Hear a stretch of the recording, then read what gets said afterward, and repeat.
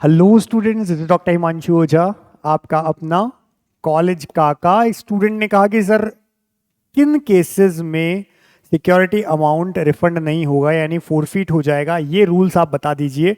तो MCC all India counselling की हम बात कर रहे हैं। स्टेट्स में भी अधिकतर में यही फॉलो होता है, कुछ स्टेट्स में डिफरेंट हो सकता है। उसके लिए आप स्टेट के ब्रोशर्स को पढ़ें, जहां पर राउंड 2 में भी फ्री एग्जिट मान लिया जाता है या किसी और तरह से, या लेते ही नहीं है कहीं पर ऐसी कोई सिक्योरिटी अमाउंट राउंड 2 तक।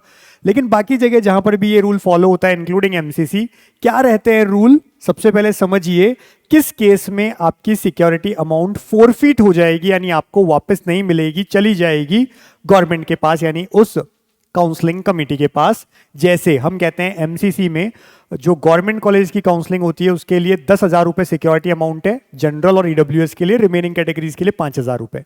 अगर डीम्ड यूनिवर्सिटीज के लिए हम जा रहे हैं तो 2 लाख रुपए सिक्योरिटी अमाउंट है, और बहुत सारे स्टेट्स में 1 से 2 लाख रुपए प्राइवेट कॉलेज के लिए सिक्योरिटी अमाउंट होता है।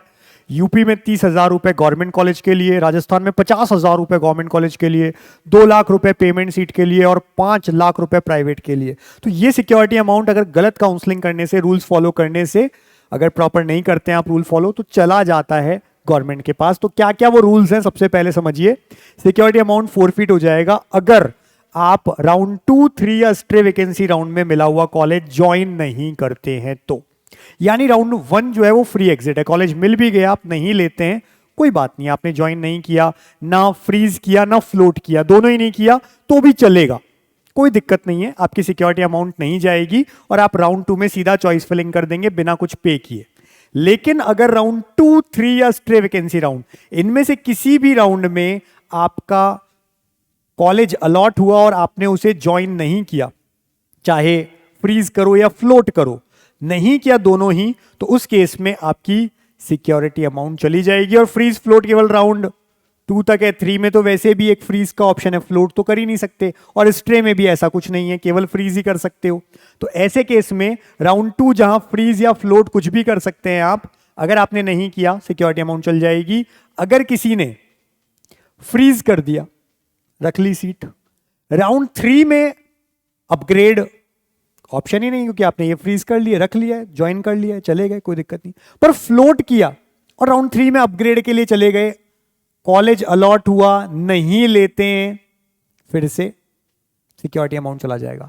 अगर किसी बच्चे को राउंड 2 में सिक्योरिटी अमाउंट चला गया उसका, उसने ज्वाइन नहीं किया, राउंड 3 में उसे पार्टिसिपेट करना है तो वो कर सकता है वापस से सिक्योरिटी अमाउंट पे करके, पहला वाला तो गया। लेकिन राउंड 3 में कोई कॉलेज अलॉट हो गया, उसने नहीं लिया, सिक्योरिटी अमाउंट तो जाएगा ही जाएगा, स्ट्रे में पार्टिसिपेट भी नहीं कर पाएगा। फिर सेकंड रूल आता है, अगर आपको अपग्रेडेड सीट मिली राउंड 1 से 2 में या 2 से 3 में या 1 से 3 में अपग्रेड होकर के कोई सीट मिली है और आपने उसको ज्वाइन नहीं किया, तो भी क्या होगा, आपका सिक्योरिटी अमाउंट चला जाएगा, फोरफीट हो जाएगा। इसी तरह से अगर रिजाइन का एक पीरियड होता है, राउंड 1 हो गया, उसके बाद रिजाइन का टाइम दिया जाएगा 2-4 दिन, जो भी 2 दिन का 3 दिन का, उस पीरियड में अगर आपने रिजाइन कर दिया तो आपको सिक्योरिटी अमाउंट नहीं जाएगा, आपके पास रहेगा।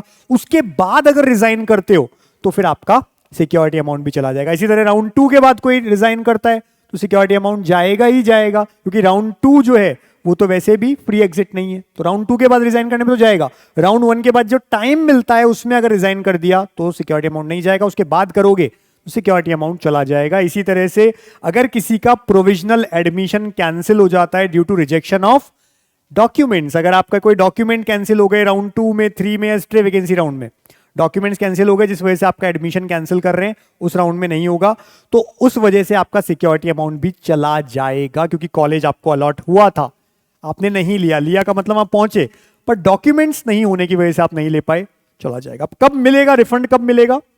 जिस बच्चे ने कॉलेज ज्वाइन कर लिया, चाहे राउंड 1 में, 2 में, 3 में, स्ट्रे में, बिना किसी रूल को तोड़े ज्वाइन कर लिया, उसको भी रिफंड मिल जाएगा। किसी को कॉलेज ही अलॉट नहीं हुआ, 1, 2, 3, 4 कभी भी अलॉट नहीं हुआ, उसे भी मिल जाएगा।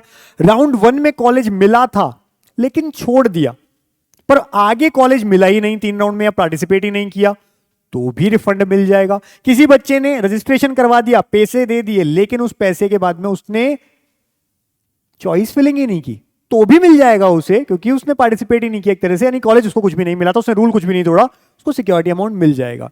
किसी बच्चे ने राउंड 1 में कॉलेज अलॉट हुआ, नहीं लिया, पर 2, 3, 4 में यानी 2, 3 स्ट्रे में आगे कभी अलॉट हो गया, अब ले लिया उसने, तो भी रिफंड हो जाएगा क्योंकि उसने रूल नहीं तोड़ा है।